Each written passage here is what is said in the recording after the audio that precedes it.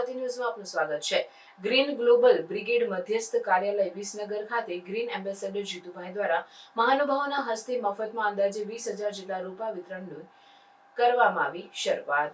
વિસનગર શહેર અને તાલુકાને હરિયાળું બનાવવા માટે તેમજ વાતાવરણમાં ઓક્સિજન લેવલ વધારવા માટે ગ્રીન એમ્બેસેડર પર્યાવરણ પ્રેમી જીતુભાઈ વર્ષોથી પર્યાવરણની જાળવણી માટે વૃક્ષારોપણ કરી રહ્યા છે અને વૃક્ષારોપણ મહાઅભિયાન સાથે જનજાગૃતિ અભિયાન અને ખેડૂતો પોતાના સેઢા ઉપર વધુ વૃક્ષો વાવે એના માટે પશુપાલન સાથે વૃક્ષપાલનના નારા સાથે કાર્ય કરી રહ્યા છે।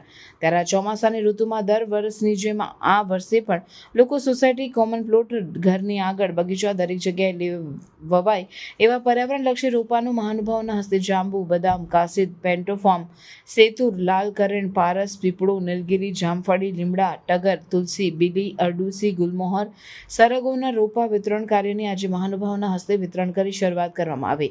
દેશના વડાપ્રધાન નરેન્દ્ર મોદી દ્વારા વૃક્ષો વાવવા માટે એક પેડ માં કે નામનું સૂત્ર આપીને નાગરિકો વધુ વૃક્ષો વાવે એવી પહેલ કરવામાં આવે છે।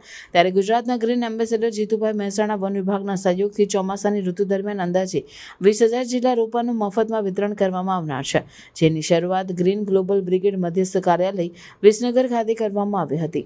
પર્યાવરણ પ્રેમી જીતુભાઈએ જણાવ્યું હતું કે તેઓએ અત્યાર સુધી 10 લાખ જેટલા વૃક્ષો વાવ્યા છે અને લોકો વધુને વધુ વૃક્ષો વાવી ગ્લોબલ વોર્મિંગને દૂર કરવા આગળ આવે તેમજ આવનાર ભવિષ્યમાં વધુને વધુ ઓક્સિજન પાર્ક આપણે બનાવી પર્યાવરણની સાથે સાથે આપણે પણ રક્ષા કવચ બનાવીએ।